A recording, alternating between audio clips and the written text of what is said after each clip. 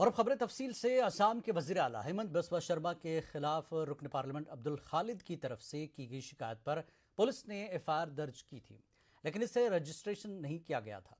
असम की अदालत ने इस अमल का नोटिस लिया और 156 के तहत एफआईआर दर्ज करने का हुक्म दिया। वाजिब के वजीर आला हेमंत बिस्वा शर्मा पर इश्तियाल अंगेज बयान देने का इल्जाम है।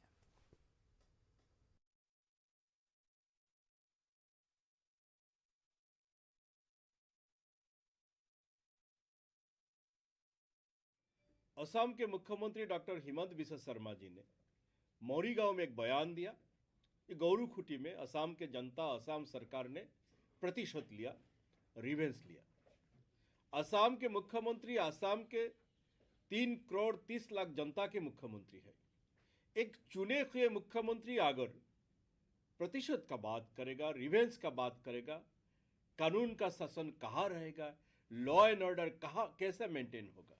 इसलिए मैं 29 दिसंबर को दिसपुर पुलिस स्टेशन जाके एक एफआईआर सबमिट किया था। एफआईआर तो ले लिया, लेकिन पुलिस ने वो एफआईआर रजिस्ट्रेशन नहीं किया। कामरूप जिले के सब डिविजनल जुडिशियल मजिस्ट्रेट का कोर्ट ने एक ऑर्डर दिया है, जिस ऑर्डर में कहा गया दिसपुर पुलिस स्टेशन को मुख्यमंत्री के खिलाफ केस रजिस्ट्रेशन करना होगा, केस को इन्वेस्टिगेट करना होगा, जांच करना होगा, और ये जांच के प्रतिवेदन जो फाइनल रिपोर्ट वो कोर्ट को। पाकिस्तान के शहर पेशावर में होने वाले बम धमाके मामले पर भारत में भी तशवीश पाई गई। गुज़श्ता रोज दिल्ली में ऑल इंडिया शिया काउंसिल की जानब से ताज़ियती इजलास मुनक्किद किया गया और इस मौके पर जाँ बहक होने वाले अफराद पर तशवीश का इजहार किया गया। प्रोग्राम में शामिल शख्सियात ने कहा कि पाकिस्तान में इमरान खान की हुकूमत आने के बाद तवक्को थी कि दहशतगर्दी रुक जाएगी और पॉलिसी में तब्दीली आएगी। ऐसा कुछ नहीं हुआ। उन्होंने इमरान हुकूमत से मुतालबा किया कि पाकिस्तान में शिया बिरादरी के तहफ़्फ़ुज़ को यकीनी बनाया जाए। ऑल इंडिया शिया काउंसिल इसकी मजम्मत करती है और सबसे पहली जो हमारी मांग इस सिलसिले में है वो हुकूमत पाकिस्तान से कि वो इस तरीके की दरिंदगी को रोकने पर फौरी इक़दाम करे, इसलिए कि अब ये सब्र का पैमाना बहुत तेज़ी के साथ छलकता जा रहा है और बड़ी तादाद में ये जुल्म की ये घटनाएं बढ़ती जा रही हैं। हमारा कहना यह है कि हुकूमत पाकिस्तान शुरू से ही वहाँ की मेजॉरिटी के वोट की खातिर कभी भी वहाँ के जो आतंकवादी ग्रुप हैं, लश्कर जंगवी, सिपाही सहाबा या तहरीक तालिबान जैसी इंतहा पसंद आतंकवादी तंजीमें हैं, उन पर कभी भी हुकूमत पाकिस्तान उनके ख़िलाफ़ कभी एक्शन नहीं लेती और उन पर पाबंदी भी नहीं लगाती है। किसी पर पाबंदी भी होती है। 3 शाबान की फजीलत नवाज़ रसूल हज़रत इमाम हुसैन की यौम विलादत से मंसूब है। इस दिन की मुनासिबत से घरों और इमाम बारगाहों में महफिलों और मीलाद का इनकाद किया जाता है। इसी सिलसिले में अमरोहा में मनक़बती महफिल मुशायरा का इनकाद किया गया। अमरोहा की अंजुमन जानिसारान हुसैन की जानिब से मुनक़्क़दा इस महफिल मुशायरा में नामवर शुअराए कराम ने शिरकत की। मारूफ शायर अहले बैत अल्ताफ़ ज़िया, ताहिर फराज, प्रोफेसर नैयर जलालपुरी, शबीक गोपालपुरी, डॉक्टर आसिफ जलाल, डॉक्टर नयाब बलियावी ने इमाम हुसैन की शान में कलाम पेश करते हुए बारगाह हुसैनी में नजरान अक़ीदत पेश किया।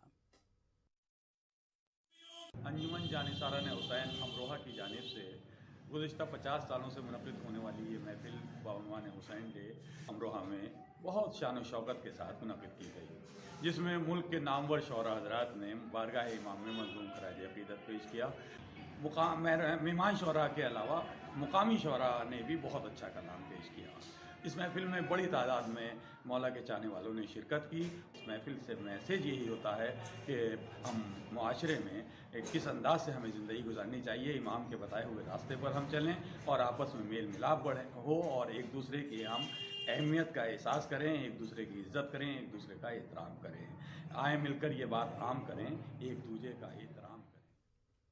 मध्य प्रदेश असेंबली का बजट सेशन आज गवर्नर खिताब से शुरू हुआ। गवर्नर मंगूभाई पटेल ने अपने खिताब में हुकूमत की कारकर्दगी की जहां सताइश की, वहीं उन्होंने हुकूमत के जरिए किसानों, दलितों, आदिवासियों के लिए शुरू की गई फलाही स्कीमों के साथ किसान फसल बीमा योजना और रियासत में सड़कों की तोसी का खुसूसी तौर पर जिक्र किया।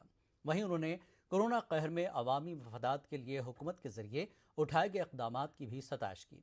असेंबली में गवर्नर के खिताब में अक़लियती तबके के ताल्लुक से हुकूमत की किसी फलाही स्कीम का जिक्र नहीं किए जाने और अक़लियती इदारों के ताल्लुक से कोई बात न किए जाने पर मध्य प्रदेश जमीयत उलमा ने अपनी मायूसी का इजहार किया।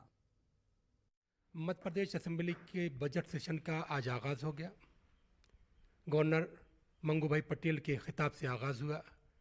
हुकूमत की कारकर्दगी की सताइश की गई, लेकिन अक़लियतों की बात की जाए तो अक़लियतों का कहीं जिक्र तक नहीं हुआ।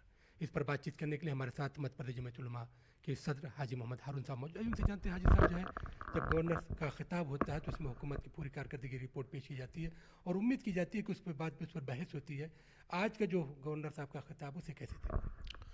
बिस्मिल्लाहिर्रहमानिर्रहीम। देखिए, अक़लियतें उम्मीद करती हैं कि अक़लियतों को जो उनके जायज़ हुकूक़ है वो मिलेंगे, लेकिन लगातार हमें महरूम किया जा रहा है और नज़रअंदाज किया जा रहा है।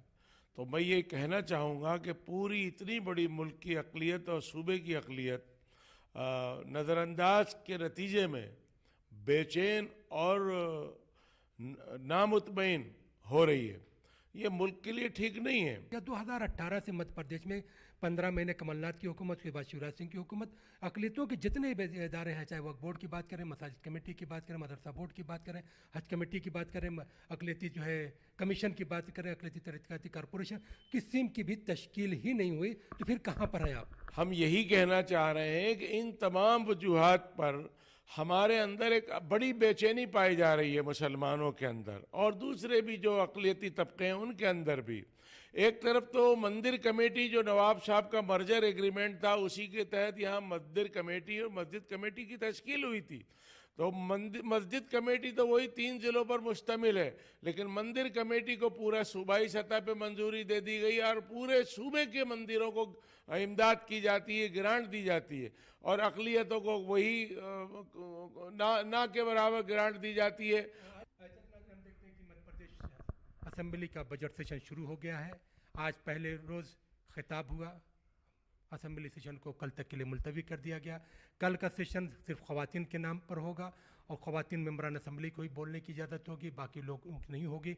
लेकिन 9 तारीख को बजट पेश होगा, जिस पर सबकी निगाहें लगी हुई हैं। लेकिन अगर गुज़िश्ता जो है 2 सालों के बजट की बात करें तो अक़लियती इदारों के बजट में कोई भी इजाफा नहीं हुआ था और गवर्नर साहब का जो खिताब हुआ है उसमें भी इस हवाले से कोई जिक्र नहीं है, जिसको लेकर जमीयत उलमा ने अपनी नाराज़गी का इजहार किया है।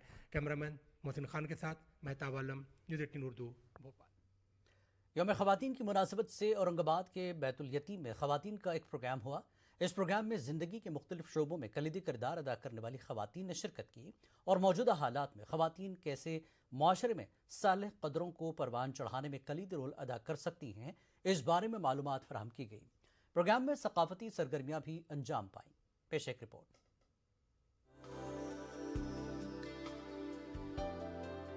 यौम ख़वातीन की मुनासिबत से औरंगाबाद की बिन्ते हव्वा तंजीम और कफील एजुकेशन सोसाइटी के इश्तराक से ख़वातीन का एक प्रोग्राम हुआ। काबिल ज़िक्र बात ये रही कि ख़वातीन ने ख़वातीन और तलबा के लिए तफरीह और खेल कूद का सामान मुहैया किया।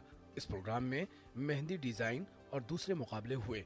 इन मुकाबलों में नुमाया कारकर्दगी का मुजाहरा करने वाली तालिबात को इनामात से नवाजा गया।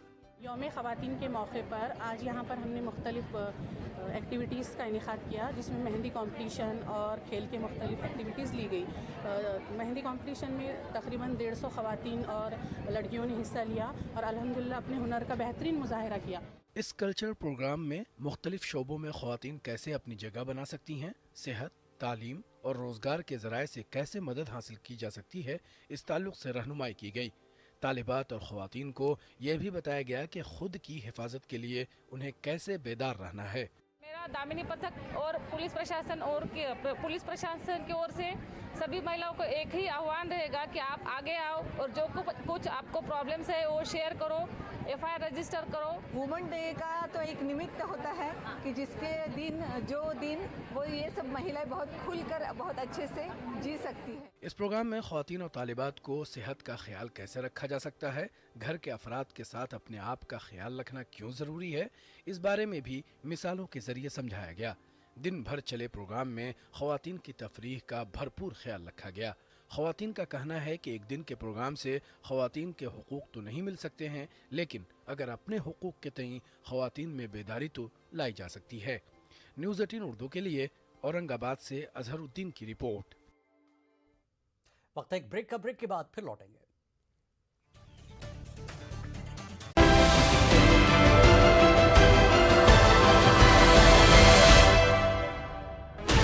"16 channels, 15 languages, 26 states, 1,200 plus reporters, 66.9 crore viewers. India's largest news network, News 18 Network."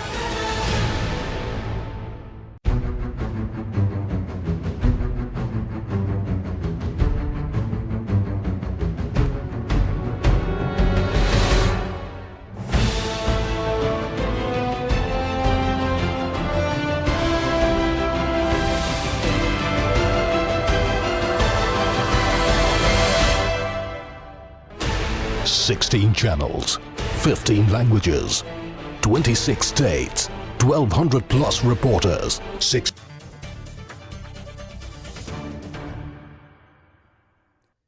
आलमी यौम ख़वातीन के ताल्लुक से आज मेरठ में मुस्लिम ख़वातीन की समाजी तंजीम बज़्म ख़वातीन की जानिब से एक खुसूसी प्रोग्राम का इनेकाद किया गया। आलमी यौम ख़वातीन और बज़्म के सालाना इजलास के मौके पर सकाफ़ती प्रोग्राम मुनक़्क़िद किए गए। तवील अरसे से समाज के ज़रूरतमंद तबके के बच्चों की तालीमी खिदमात अंजाम देने के साथ औरतों को खुद कफ़ील बनाने में मदद करने का काम अंजाम देने वाली बज़्म ख़वातीन खिदमत का ये काम बग़ैर किसी बाहरी इमदाद के ख़वातीन के ताउन से अंजाम देती आ रही हैं।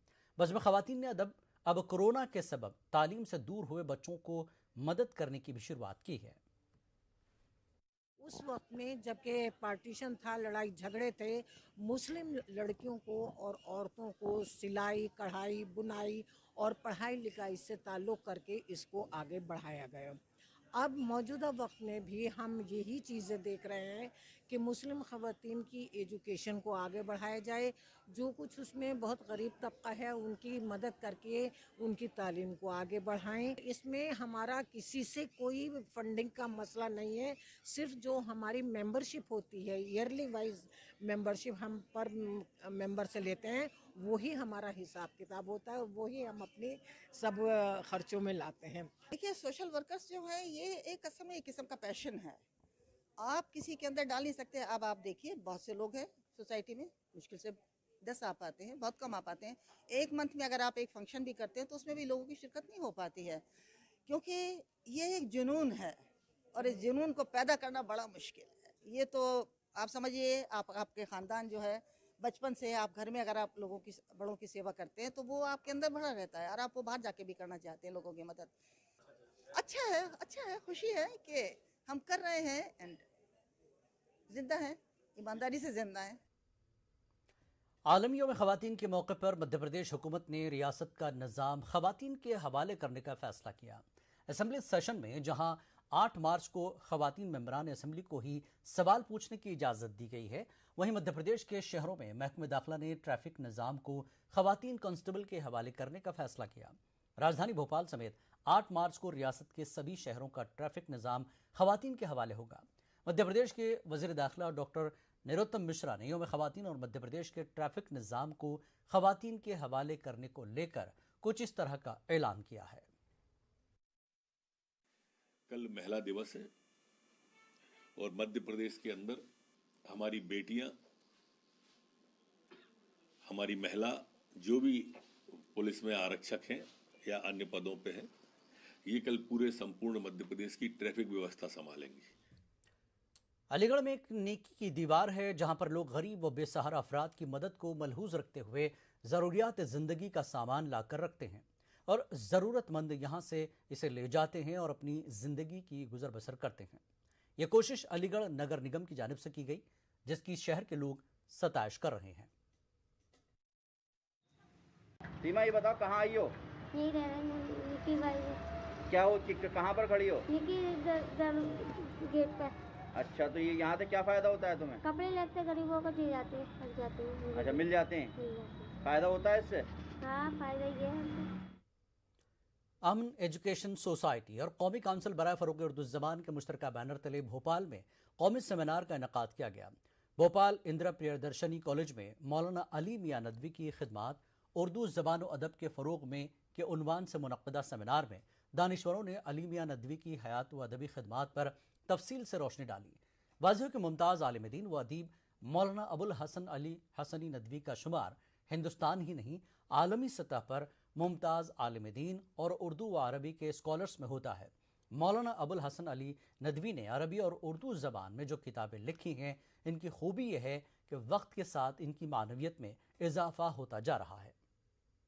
मौलाना हसन अली नदवी साहब की खिदमत और उर्दू ज़बान पे है।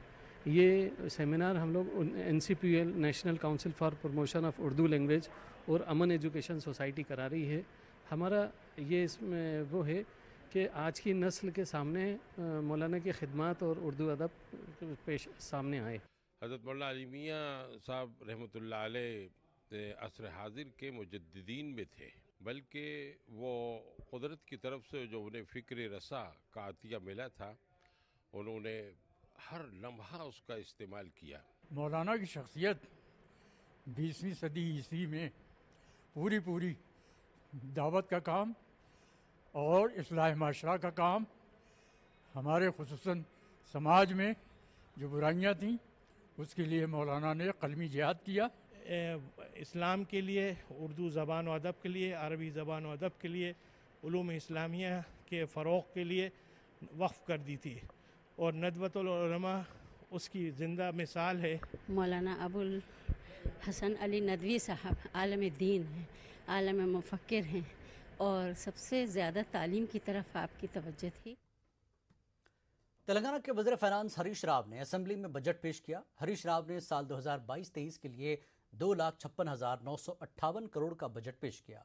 अक़लियतों के लिए 1,728 करोड़ रुपए मुख्तस किए गए हैं।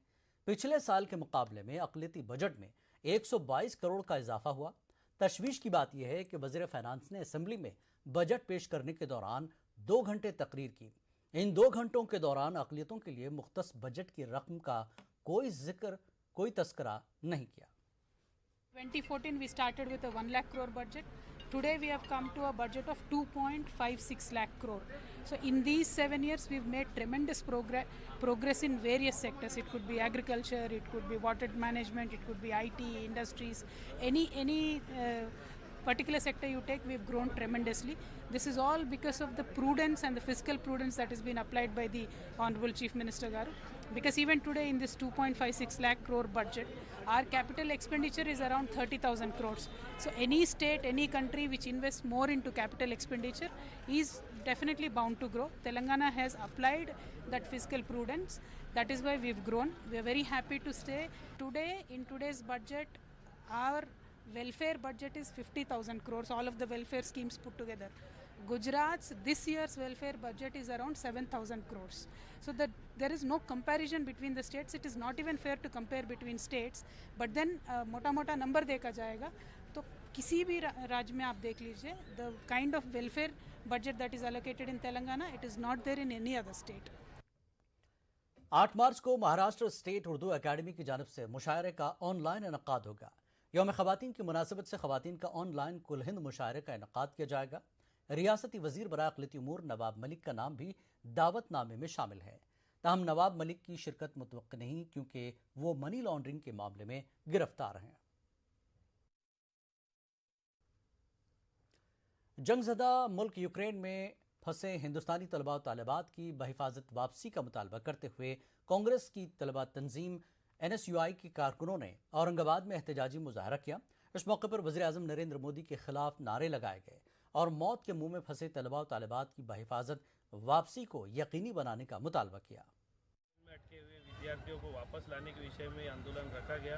जैसा कि आप सब जानते हैं, यूक्रेन किस हालत से गुजर रहा है। वहाँ पे रोज़ वहाँ से दिल दहलाने वाले वीडियोज़ आ रहे हैं। आप वीडियोज़ में देख सकते हैं छात्र किस हाल में है। कभी उनके ऊपर हमले हो रहे हैं, कभी उनको मारा जा रहा है। हाल ही में 2 विद्यार्थियों की मौत भी हो चुकी है। एक के ऊपर हमला हुआ, एक स्ट्रोक से मारा गया। तो विद्यार्थियों के अंदर दहशत निर्माण हो चुकी है। लगभग 16 से 17 हज़ार विद्यार्थी आज भी यूक्रेन की धरती पे फंसे हुए हैं, जो इस वक्त ठंड में वहाँ जूझ रहे हैं अपनी ज़िंदगी से। खाने पीने को उनके पास कुछ नहीं है। मोदी जी को जब बार बार ये कहा जा रहा था कि आप विद्यार्थियों को और वहाँ जो लोग हैं उनको एडवाइजरी जल्दी से जल्दी इशू करके वापस लाइए। तो जिस तरीके से कोरोना में इन्होंने अपने नमस्ते ट्रंप में ये बिजी रहे, इस वक्त भी ये प्रचार में बिजी रहे और इन्होंने देश के छात्रों को वहाँ पे मरने के लिए छोड़ दिया। ये बहुत दुख की बात है। दुर्भाग्यवश देश को 70 साल में पहली बार इतना असंवेदनशील और एक नाकारा प्रधानमंत्री मिला है जिसको देश के युवाओं के, देश के बच्चों की कोई फिक्र नहीं है।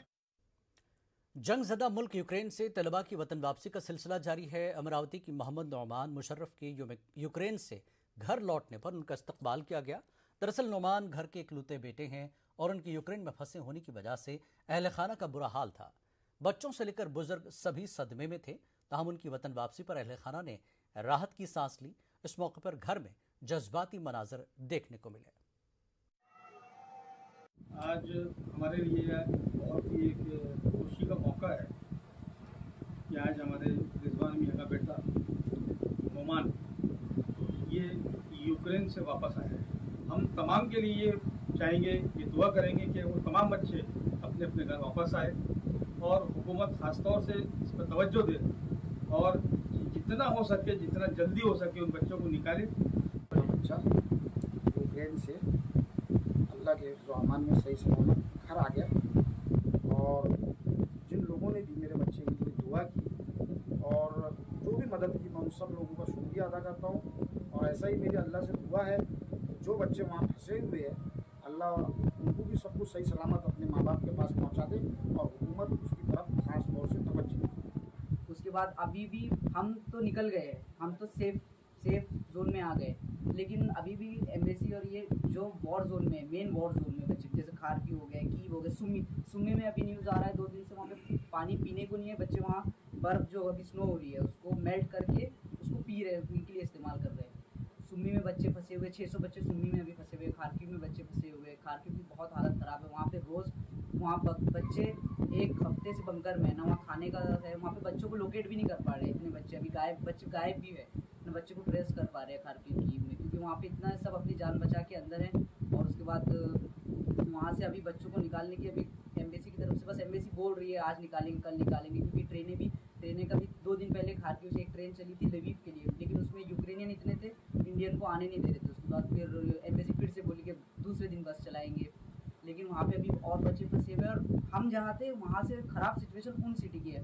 मैं जहाँ से निकला वहाँ की भी तो सिचुएशन ठीक थी, लेकिन जहाँ खारकी और सुम्मी और कीव भी बहुत ज़्यादा ख़राब सिचुएशन, वहाँ पे बच्चे फंसे हुए हैं।